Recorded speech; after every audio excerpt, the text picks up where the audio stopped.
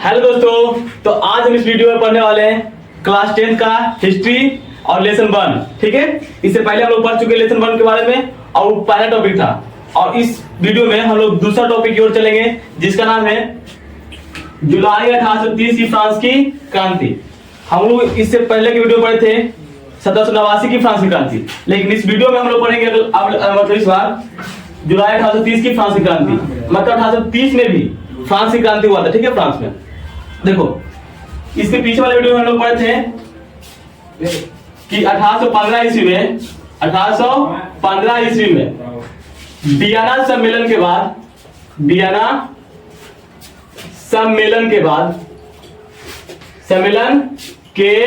बाद फ्रांस में क्या हुआ था, फिर से बूर्बो वंश की स्थापना हुआ था। क्या होता, पुनः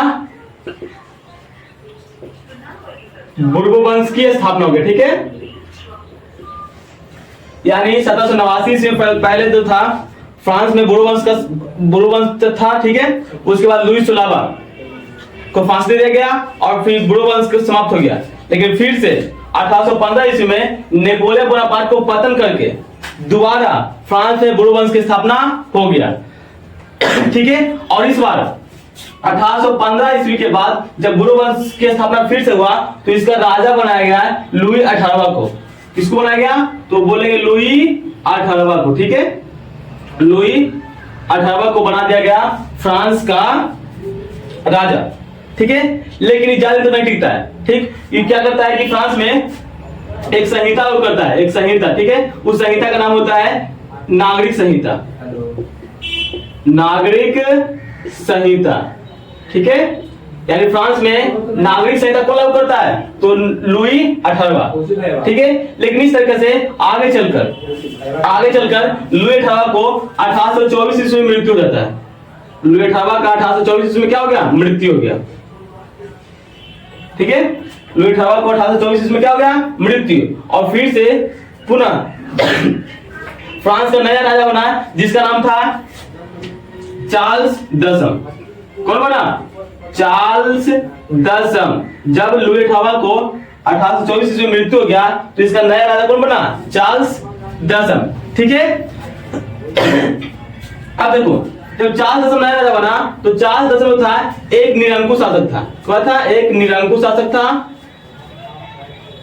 और उसके अलावा प्रतिक्रियावादी शासक था, प्रतिक्रियावादी। ठीक है, चार्ल्स 10 निरंकुश शासक भी था और उसके अलावा प्रतिक्रियावादी शासक भी था, है ना।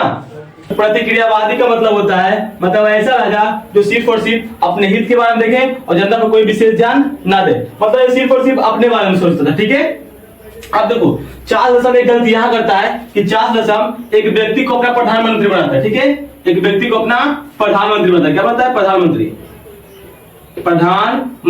और किसको बनाता है, तो पोलिग्नेक को। किसको बनाता है, पोलिग्नेक। यानी चार्ल्स 10 पोलिग्नेक को अपना प्रधानमंत्री नियुक्त करता है।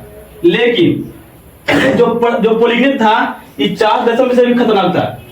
यह भी जो था प्रतिक्रियावादी था। ये कैसा व्यक्ति था, तो यह भी जो था प्रतिक्रियावादी व्यक्ति था। क्या था, यह भी एक प्रतिक्रियावादी व्यक्ति था। कौन, पोलिग्नेक। ठीक है, पोलिग्नेक ने क्या किया कि जो नागरिक संहिता लुई 16वां द्वारा लागू किया गया था उसको समाप्त कर दिया। ठीक है, पोलिग्नेक ने नागरिक संहिता को समाप्त कर दिया, नागरिक संहिता को समाप्त कर दिया। और इसकी जगह पर इसने क्या किया, तो एक शक्तिशाली अभिजातीय वर्ग की स्थापना किया। इसने एक शक्तिशाली अभिजातीय वर्ग की स्थापना किया। ठीक है, और ये कौन सा वर्ग था, तो इसमें सिर्फ और सिर्फ इस वर्ग के द्वारा सिर्फ और सिर्फ जो पूंजीपति लोग हैं, जो धनी लोग हैं, उस पर विशेष ध्यान दिया जाता था। और जो गरीब और निर्धन जो नागरिक थे उस पर किसी प्रकार का ध्यान नहीं दिया जाता था। सिर्फ और सिर्फ किस पर, शक्तिशाली अभिजातीय वर्ग पर। ठीक है, यानी शक्तिशाली अभिजातीय वर्ग का निर्माण किसने किया, तो पोलिग्नेक। ठीक है, जब शक्तिशाली अभिजातीय वर्ग का निर्माण कर दिया पोलिग्नेक, तो यहाँ की यानी फ्रांस की जनता को लगा कि मेरे खिलाफ लाया गया है या इसके द्वारा हम पर अत्याचार किया जाएगा, यानी इस बल के द्वारा, शक्तिशाली अभिजात्य बल के द्वारा हम पर अत्याचार किया जाएगा। और सभी जनता को इसके खिलाफ, मतलब पोलिगनी के खिलाफ क्या क्या है, इन्होंने क्रांति करने के लिए उत्प्रेरित हुए, और ठीक है, क्रांति करने के लिए उत्प्रेरित हुए। और 28 जून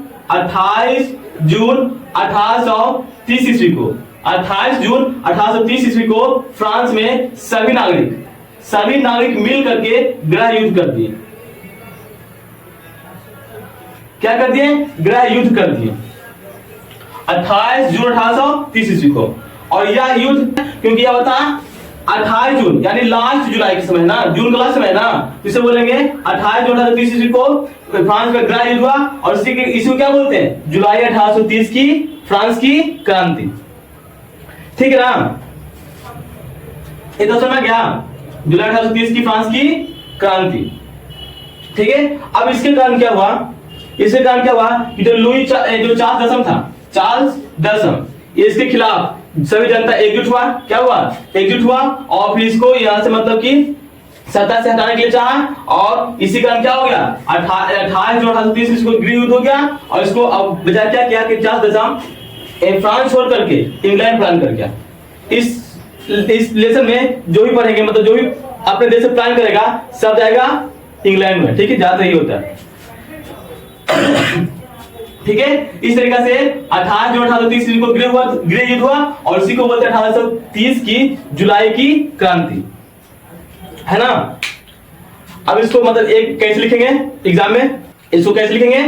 तो लिखेंगे जुलाई 1830 की क्रांति चार्ल्स दशम के विरुद्ध हुआ था, जो एक निरंकुश और प्रतिक्रियावादी शासक था।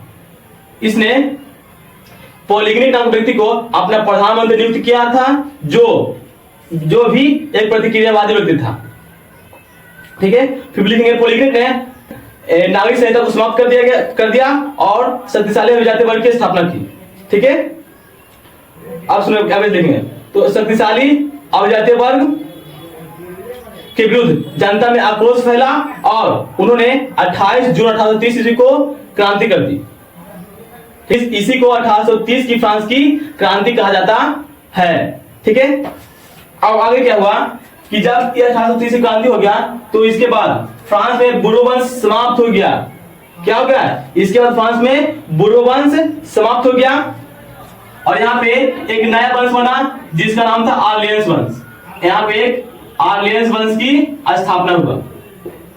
ऑर्लियंस वंश की स्थापना हुआ, और इसका राजा बनाया गया लुई फिलिप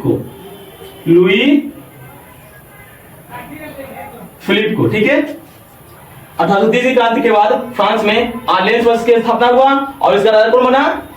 लुई फिलिप। यानी लुई फिलिप किसका शासक था? किस वंश का? तो ऑर्लियंस वंश का।